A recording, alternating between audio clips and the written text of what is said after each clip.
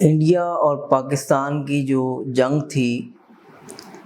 اس سے اندازہ لگائیے کہ اللہ تعالیٰ نے جہاد میں کتنی عزتیں رکھی ہیں، اور خاص طور پہ ہماری سیاسی اور عسکری قیادتوں کو یہاں پہ غور کرنا چاہیے کہ اللہ تعالیٰ نے ان کو اس ایک موقع پہ ثابت قدمی اور جواں مردی کی وجہ سے کس قدر عزتوں سے نوازا ہے۔ قوم کچھ شکوے بھی کر رہی تھی، کچھ عسکری قیادتوں سے شکوے تھے تو کچھ سیاسی قیادتوں سے بھی شکوے تھے، اور قوم کو ایسا لگ رہا تھا کہ یہ لوگ شاید ہمارے خیر خواہ نہیں، اور اللہ رب العزت نے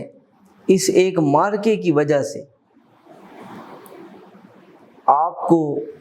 ثابت کر دیا کہ واقعتاً آپ قوم کے خیر خواہ ہیں، اور آپ اس قوم کے ساتھ مخلص ہیں، اور آپ کے لیے ہر سینے کے اندر محبتیں بڑھی۔ اور میں خاص طور پہ افواج پاکستان کو بڑی عقیدت کے ساتھ اور بڑی محبت کے ساتھ خراج تحسین پیش کرتا ہوں کہ ان کی شجاعت اور جواں مردی کی وجہ سے امت مسلمہ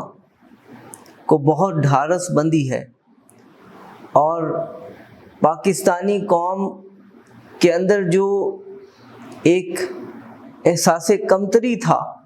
کہ شاید ہم پوری دنیا پر بوجھ ہیں، اور شاید ہم عالم اسلام کے اندر بھی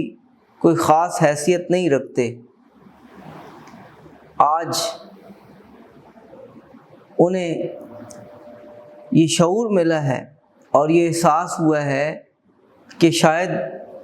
پورے عالم اسلام کے اندر ہماری ایک خاص حیثیت ہے۔